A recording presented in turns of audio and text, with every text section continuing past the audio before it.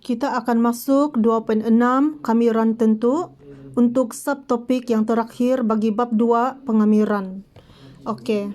Jadi di sini soalannya berbentuk seperti integration fx dx dari x sama dengan a hingga x sama dengan b ditulis sebagai seperti inilah. Okey.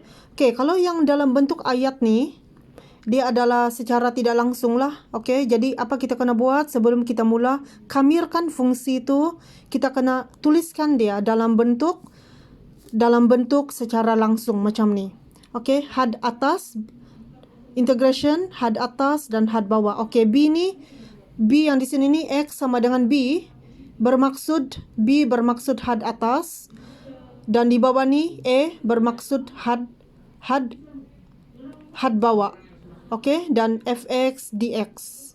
Okey, kita akan tulis dia dalam bentuk secara langsung seperti ini. X sama dengan A ni bermaksud had bawah, hingga X sama dengan B ni bermaksud had atas. Jadi dia memang kalau di depan ni nilai dia adalah had bawah, dan di belakang ni nilai dia adalah had atas. A adalah had bawah dan B adalah had atas. Jadi kita akan tulis dia dalam bentuk secara langsung seperti ini. Okey, jadi di dalam kamiran tentu ni, bila kita mula pengamiran, kita masih lagi merujuk kepada asas pengamiran, iaitu hukum pertama, hukum kedua dan hukum ketiga. Okey. So kita masih lagi guna ketiga-tiga hukum ni lah untuk bila kita start buat pengamiran, iaitu masih lagi dalam asas pengamiran. Okey.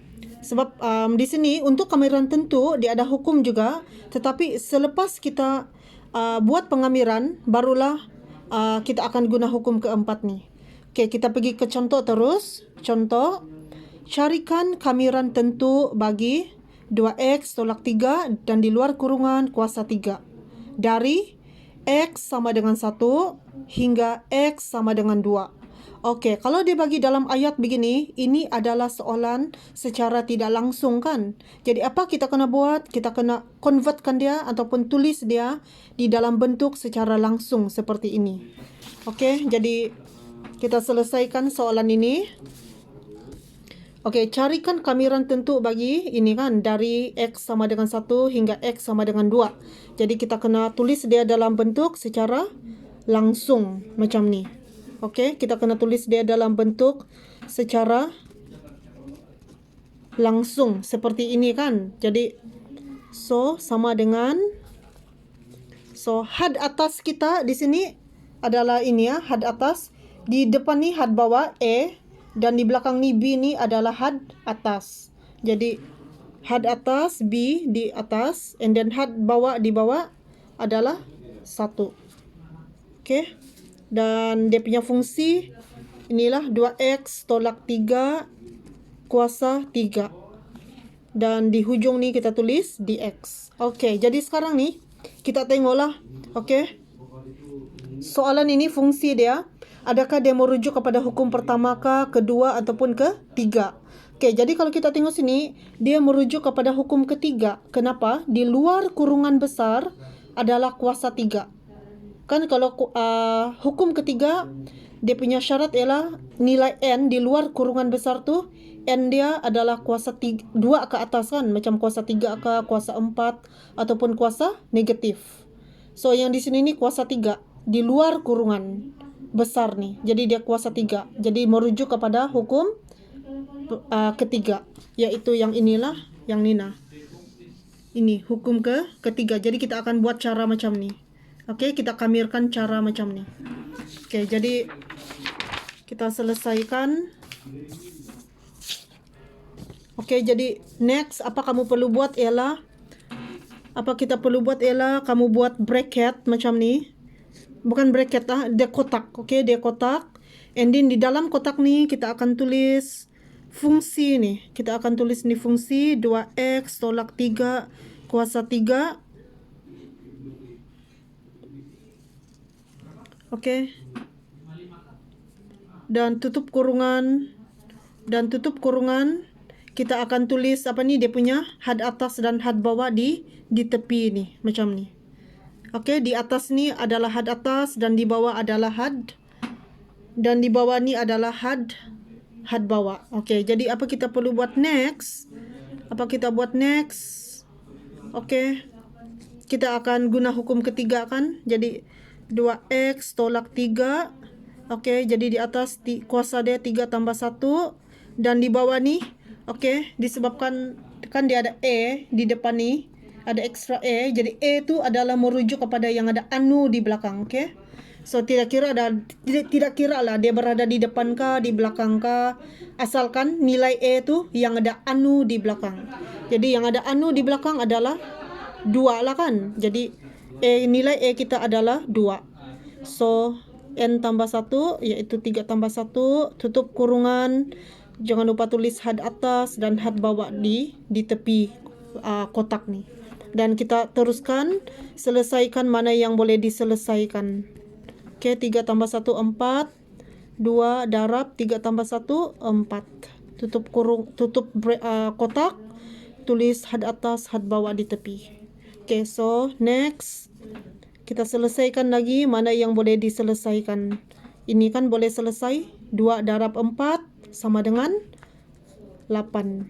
Oke, tutup bracket kotak dan tulis had atas dan had bawah di tepi dia. Oke, so next, oke. Kita tengok di sini tidak boleh selesai sudah kan? Tidak ada apa sudah yang boleh diselesaikan. Jadi maka kita akan guna hukum keempat. Oke, kita akan guna hukum keempat, yaitu inilah. Oke, hukum keempat, had atas tolak had bawah. Oke, had atas tolak had bawah macam ni. Oke, jadi apa kita perlu buat? Had atas kita buat kotak, satu kotak begitu, dan tolak tetap tolak lah. Oke, dan kita tolak apa? Tolak had bawah dan buat lagi satu kotak begitu. Oke, di kotak pertama nih kita akan tulis yang paling last kali. Ini kan yang paling last, tidak boleh selesai sudah. Kita tulis, oke, begitu 2. Oke, yang setiap X dia, mana yang ada X di sini, tidak kira lah X itu ada 3 kah, ada 4X kah di sini. Maka yang X tu kita akan buat kurungan macam ni. Oke, kita setiap yang ada X tu kita akan buat kurungan begitu. Oke, tolak 3, tutup kurungan. Oke, di sini kan ada kurungan besar kan. Di luar kurungan besar tu adalah 4, kuasa 4. Dan per 8 begitu. Dan di sini ni khas untuk had atas, tolak had bawah. Had bawah pun begitu. Kita tulis benda yang sama. Oke, yang X tu kita akan buat kurungan macam ni. Tolak 3 dan di tutup kurungan kuasa 4 per 8 macam tu. Oke, so apa kita perlu buat sebelum kita teruskan? Di setiap kotak yang di sini nih yang kita buat tuh, kotak bracket yang kita buat nih, yang bracket nih, apa kita perlu tulis? Di kotak pertama nih bracket dia X tuh kan, kita ganti dengan had atas. Apa had atas? 2 kan? Begitu. Dan di sini pula ini adalah kotak untuk had bawah. Jadi yang X di sini nih, yang X nih, yang kita buat bracket nih, apa kita ganti di sini? Kita ganti dengan had bawah 1 begitu. So lepas tu yang ini nih, had atas nih, satu kotak besar nih, kamu boleh guna kalkulator untuk kira one go. Kamu kira sekaligus.